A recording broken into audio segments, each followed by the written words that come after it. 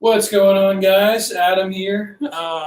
Unfortunately, no Gideon today. He decided not to show up. So I'm going to be talking about heroes. Hey, Adam! Gideon. Hey! What? It's me! What are you doing here? I know, Adam. It's a big surprise that I venture outside of my dorm room, but I do. You're in New York? I'm in New York, concrete jungle where dreams are made of. Hello, everyone. Welcome to the It's Time podcast. Yeah, it is. Yeah. So, right. Survivor Buffs, in real life, All right. we met. Today, we are live together talking about heroes, healers, and villains. And here's the reason why. If you guys have watched our previous episodes, you'll know, maybe, if you pay close attention, there was always one season that every time we would bring up the season or a player from that season, I would always let Gideon do all the talking. And it wasn't because I didn't watch the season, Heroes, Healers, and Hustlers. I watched it, but I was shooting a short film. I was at my third year of college. I was kind of just, it was on in the background. I wasn't really paying attention. So sometimes people bring up names, and I'm like, yeah, Devin. He played. So I decided to go back, and we rewatched it separately. And it's weird, because some things I discovered, I'm like, wow, that's not what I was expecting. I heard everyone say it was one way, and it's actually, in my opinion, almost the complete opposite, or just a slightly different way. Overall, I actually liked the season. Like, how did you feel watching it? I mean, I've always thought that Heroes versus Healers versus Hustlers is a little overhated. I understand that they do feel like that the fire-making challenge was made for Ben, right, which is the big knock on the season. Mm-hmm. However, I've always liked the cast, and I never, where do we rank it? C? I feel like we gave it a C. Yeah. I always felt like it wasn't a D or an F. I always felt like it was average, but I always felt like people knocked it. And I never felt like it deserved it. It definitely has a great cast. Yeah.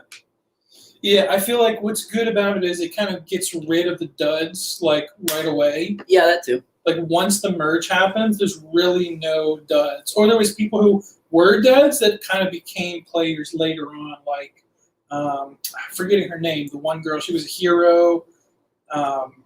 She was the lifeguard. Oh yeah, I forget her name, but Jessica, maybe, I don't know. She was kind of a non-factor at the beginning, and really came into her own as it went on. So when I watched it the first time, again, it was kind of just on in the background, so it's kind of hard to form a true opinion. This time, I'm not saying it's like, oh my God, it's one of the greatest seasons. No, but if you would put it between 15 and 20, I would say, yeah. I personally think 20 to 25. That's more like it, in my opinion. But if someone said 15 to 20, I would probably be like, okay, I can. Yeah, if I had to, I don't have my list in front of me. I don't, or at all. But I wonder what Coach Drew put on his list as. Oh, I'll have to ask him. Coach, if you're watching this. If you're watching, tell us. Coach, if you're watching this, go to StreamYard. We need your opinion. And join real quick so you can tell us what you think of the season. Okay, so the things that I picked up on that everyone says is one way, and I'm like, wow, that was actually a different way. First thing is Chrissy.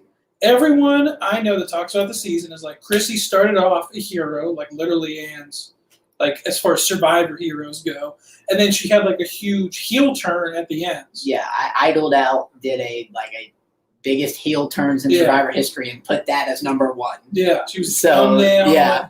And I personally, no offense to Luke or Idled Out. I'm sure he has I haven't seen that video in full, but I'm sure he has his reasons. Personally, I didn't see it. I kind of saw Chrissy as being, I wouldn't say she was heroic the whole time, but to say she turned into a villain, I think what happened was she was so loyal that she was blind to the fact that people were starting to turn on her. Yeah, turn on her, because it was this strong alliance of 7, which when you have a strong alliance of 5 or more, the chances of that group actually being the group that gets to being the final 5, 6, or 7 is like probably 0. Like I don't think it has ever happened that like an alliance of 5+ becomes the final 5+. Yeah, and I also think that there's 2 different types of villains. Like you have the villains who are actually villains, like real life villains who treat people like crap. Yeah. And I guess what people are trying to put her as is just more cutthroat or playing strategically. Yeah. Which can be seen as villainous. A lot of people see Boston Rob as villainous, especially in his Redemption Island season, but he was never really like mean to people, unlike Russell Hantz. Right. So I don't know. I think that's why people call her a villain, even though she was never villainous. Yeah. She was just.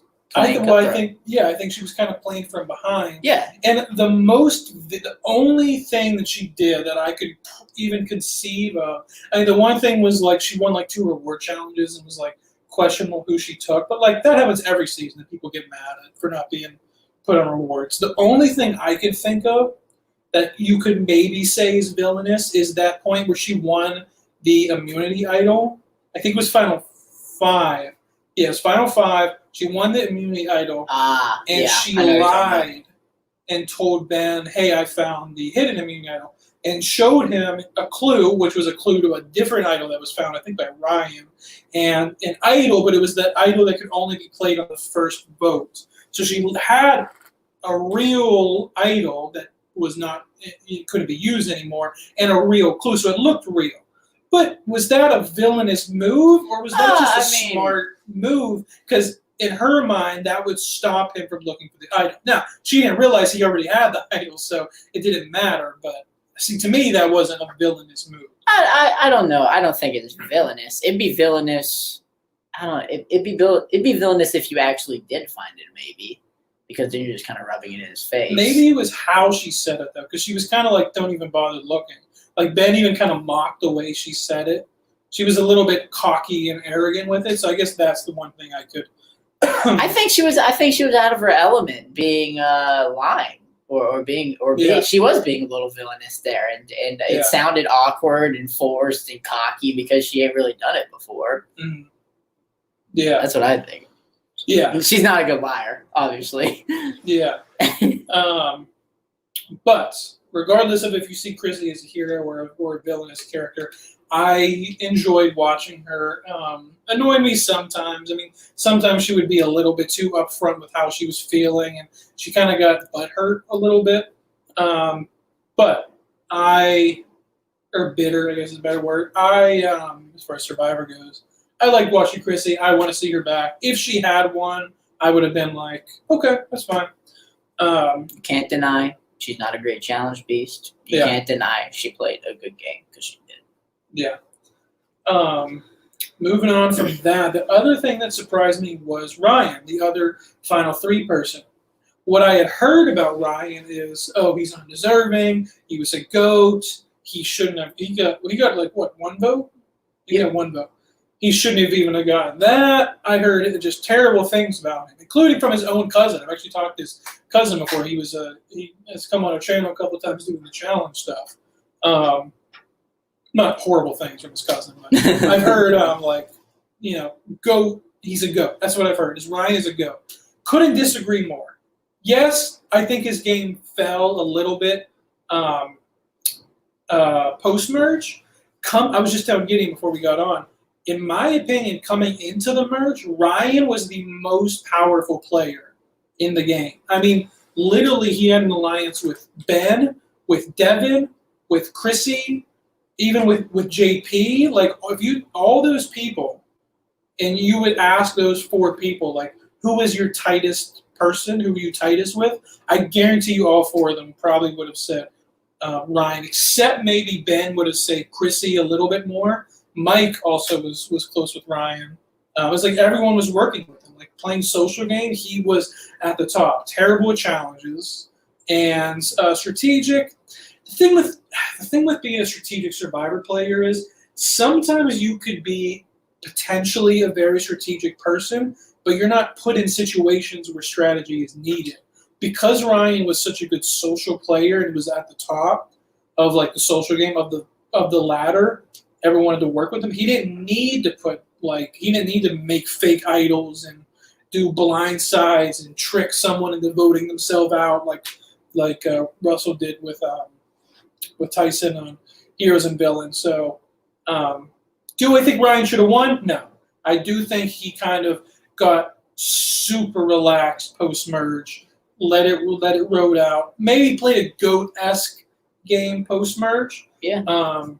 But I don't think he was a GOAT overall by any means. Yeah, I mean, he did kind of fall off. And you also got to think this season, especially post-merge, got so dominated by Ben and Chrissy that there really wasn't a lot of room for Ryan anymore. You had the Ben bombs, the Ben idols, and then you had Chrissy going on her run with the immunity wins. So there really wasn't a lot of room for Ryan. So, I mean, he's especially going to look like a GOAT if you're sitting at the end with the two people who dominated the post-merge. Yeah. In my opinion, I think this was the strongest Final Three we've ever seen. As far as, like, I don't know. Russell, Parvati, Sandra? I don't know if there's ever been, maybe in a newbie season. Oh, in a newbie season? I don't know if there's ever been a Final Three in a newbie season. Cass, Wu, Tony? Well, as far as, like, at Final Tribal Council. Oh. The Final Three. Because I don't know if there's ever been a Final Three where I would have been cool, and including new returning seasons. I don't know if there's ever been a Final Three where I would have been cool with any of the Final Three winning. You would have been cool with Ryan winning? I mean, he would have been my least preferred, but I think Ryan also did a very good Final Tribal Of course, if he Council. wins, he gets a different edit. Yeah. But I think he actually did a very good Final Tribal Council. that's fair. Like, if you're talking about like total talent combined in the three, I mean Ozzy and Yule outweigh I think everyone. Yeah, or Becky. Or Becky, whatever her face is. She is like a 0, and Yule and Ozzy are like 5, so that's 10 total points. Whereas this is, but I'm saying like I don't know if there's ever been a Final Three where like all three I think had a legitimate shot of winning. But yeah, Ryan I don't think was a go. That's the second thing for me. The third thing was that was tough was I mean this is a minor thing, man. I almost didn't want to mention it, but Dr. Mike, man, I love Dr. Mike. I've interviewed him before for the Top 100. As soon as I finished the season, as soon as I finished the finale, first person I texted was Dr. Mike and said, just rewatch your season. Can't believe I liked it that much. Because I kind of just, like I told you guys, I just kind of had it on the background the first time watching. But love Dr. Mike as a guy. Very entertaining as a player. Wouldn't mind seeing him back. But man, every vote he just was on the wrong side. Like every vote he would come in thinking X was going home and Y would go.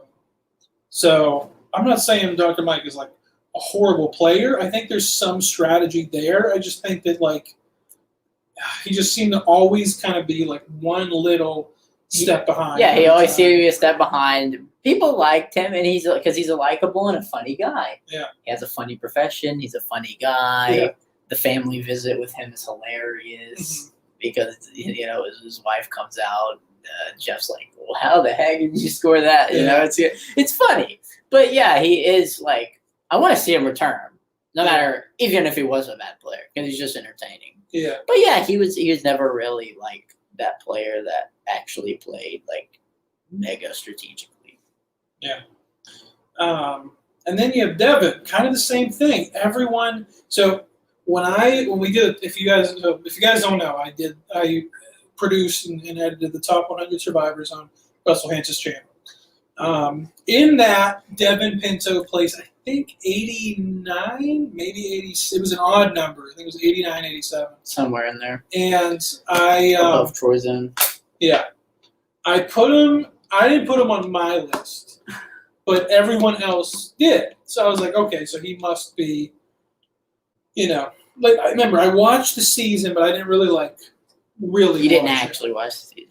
So what I had heard from people is Devin kind of played the Fabio thing. Where he kind of acted a lot dumber than he actually was. Kind of played the like dude, bro guy, But unlike Fabio, who's stuck with that all the way, Devin, and again, this is what people told me, was that Devin, once the merge happens, like amped it up and like actually became a really good player. And I'm thinking like, I'm waiting and waiting as the episodes are going on. I'm like, when does this happen? Does he get better? Yes. He understands the dynamics of the game a bit more. He did come up with the idea of Ben kind of being like the agent, the undercover agent. But even though he came up with the idea, Ben was the one who did all the groundwork. He was the one who put that plan into place. Besides that, Devin came up with like 4 sub-alliances that all cracked. They all failed. His alliance with Ryan faltered because he was mad that Ryan told Ben, which is like, it's Survivor. Like if that's the thing that's gonna, that is idol. If that's the thing that's good. Now Ben was on the opposite alliance. That's one thing, but they were working with Ben together. So it's like, I don't know. I'm not saying Devin's a bad player. Same thing with Dr. Mike. I'd love to see Devin play again. Apparently, he really wants to play a Blood versus Water season with his mom. That'd be cool. I do think he's a good player. But like I was saying, everyone was like, man, Devin just amps it up and becomes one of the greatest, like, 4th place finishers of all time. And I'm just like, I did not see that at all. What do you think about Devin? I thought Devin was. I mean, I think people just say, like, oh, if Devin goes to the final 3, he wins, and, he's just so likable and all this stuff. I don't think he does. Yeah. I think if he gets to the end, Chrissy might win. Yeah. Or Ryan gets a few more votes as well. I don't know. I don't think he wins though. Win. Yeah, I think Chrissy wins. So no, I will say I don't think he's the great, like, he never wins any immunities, right? Yeah, he never won. Yeah, he never won any. Never really all that there strategically. Just kind of rode Chrissy's back, to be honest. I don't know. I didn't see it. I didn't see it either. People were like, Devin, he was screwed over by the fire challenge, whatever. Even though he knew about the fire challenge and had that advantage. Yeah. And he still lost. Yeah. So that's the thing I wanted to say for last. I think that's a good transition is what I heard over and over again is that the fire making, and this is the thing because we've agreed on everything so far. This might be the thing we disagree on. We'll see.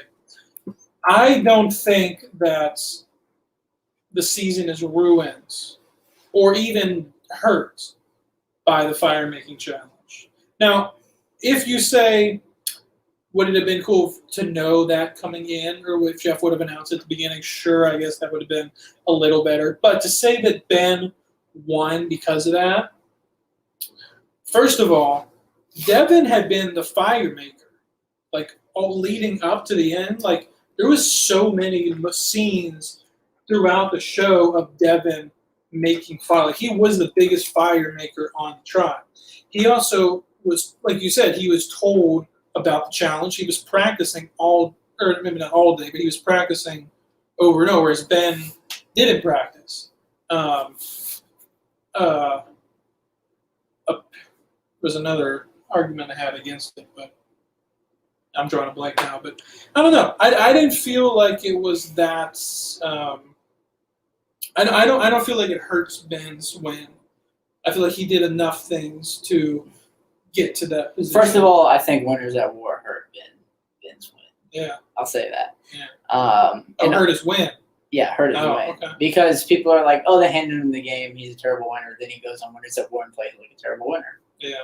I just love how Tony would always do his whole like lions and hyenas, and Ben would always be like, yeah, you're right, the lions got to stick together. He's not actually playing that. You can see Tony just go like, oh, yeah.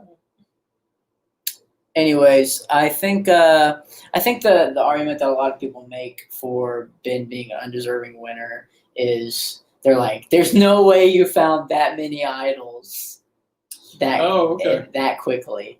And then they're like, he has this heartbreaking loss at the Final Four, and they're like, they gave Ben this edit all season. He's the war hero. Production loves him. Blah blah blah.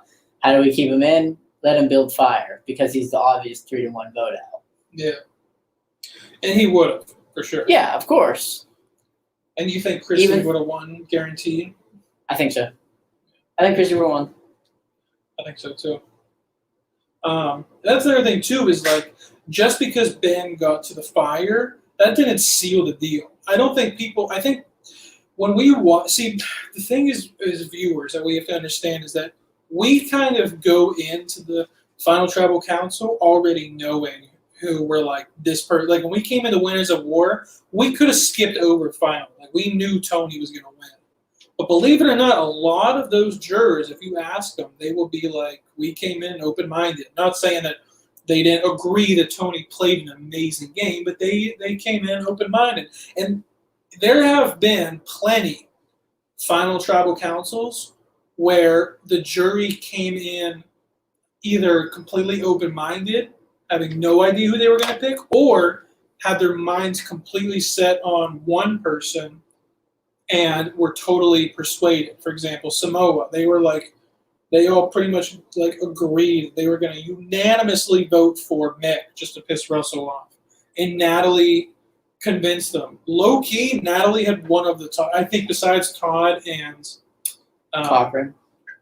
I was going to say Chris. And Chris. Yeah, as far as the best Final Tribal Council performance. Cochran had a lock, so that's fair. Yeah. Because Natalie came in, they were like, yeah, Natalie. They probably would have voted for Russell before Natalie coming in, and she convinced them otherwise. Now, Mick having a horrible Final Tribal Council performance aided that, but Ben winning the fire did not just seal the deal. It wasn't like that was a thing. He played such a great game up until that point. Had a great, well, I wouldn't say great. He actually was a little spotty. Final Tribal Council. I want to ask Dr. Mike, because we're going to get him on for an interview soon. He told us he would come on. He was like, Ben, remember at Final Tribal Council, he was like, Ben, you played one of the most amazing games ever. And then he voted for Chris, or who voted for Ryan? I don't know. I don't think it was Dr. Mike. I think Mike voted for Chrissy. But what are your thoughts? On Ben's Final Tribal? Yeah. I mean, I don't think it was an amazing performance. Devin but okay, I don't think it was an amazing performance, but I think I think he did good enough to haul him off. He did a good job of playing the war hero. Yeah. That's what he did, and it worked. It worked. Fair enough. Yeah, I feel like he was almost a little too humble. You think Ben was too humble? Yeah, at first. Because there was like 3 different times that we saw, it could have even been more, that they were like, Ben, come on, you got to own your game. Like, go all out. And then he started going into the war hero and why he's here, being a veteran, which is, that's good stuff. I mean, that's and, by the way, that's another good moment on the season, though. Probably my favorite is when the bamboo cracks and, like, Ben, like starts getting like PTSD and stuff, and that then he talks about it. It's probably one of the most realist moments on Survivor. Yeah, insane. Yeah. So that was a good moment. I like that too. Another reason I like the season, one of the many. Yeah. Let me scoot up. Let me look at some of these comments. I've been sitting back so far. I haven't been able to read what you guys are. They're saying it's a rerun. You aren't reading the chat. No, we're just talking about the freaking. Devin voted for Ryan. Thank you. What else we got? Okay, that's a good one. Gideon, say hi. Now you got to say hi to Kelsey and Braden. Hi. Okay, not a lot of talk about Survivor. Not a lot of Survivor talk here, but fair enough. Okay, that's a good one.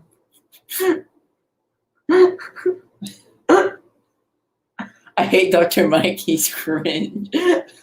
Where's that at? Right there.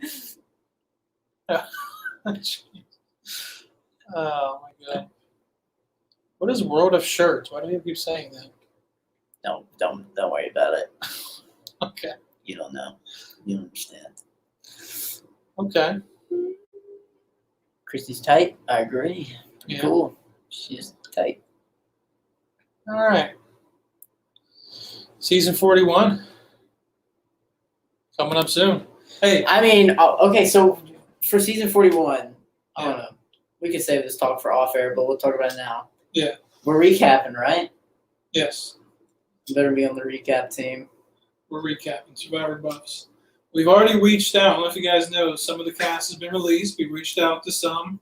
The list is pretty much official. People keep saying 41 is 26 days, 42 is 29 days, like 41 is a back-to-basics season. Yeah, no, it's not. That's for sure. The producer said that. Yeah. They said they would never do a back to basics. I kind of want to see it now, then. I would love a back to basics. Or if not back to basics, at least do a season where it's all recruits and you say that at the beginning. Because nowadays, the illusion of Survivor is that everyone that plays has watched every episode and knows how to play, which is so not the case. Especially for seasons like Nicaragua, Redemption Island, where it's so recruit heavy.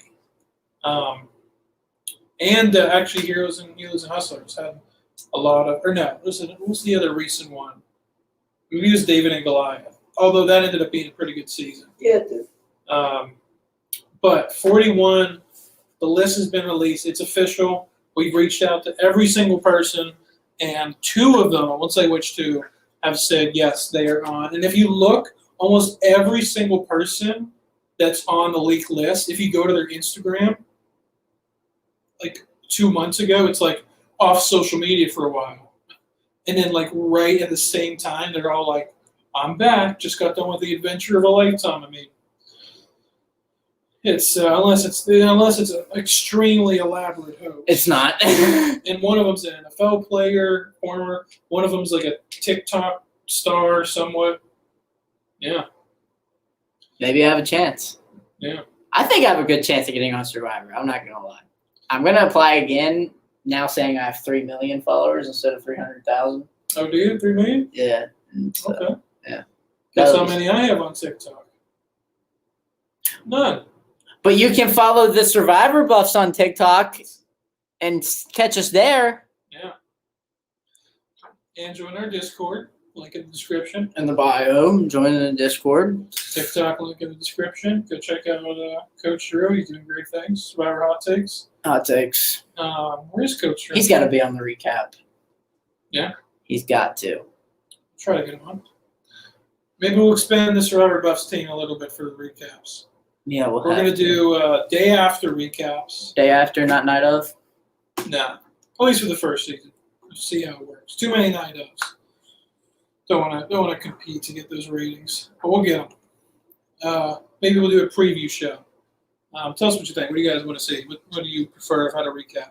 I think we need one team on the recap and one team on the preview. Do All 2 right. shows, 2 different perspectives. All right. Well, this chat is just gone to New York. There we go. New York, concrete jungle where dreams are made of. There's nothing you can do. Now you're in New York.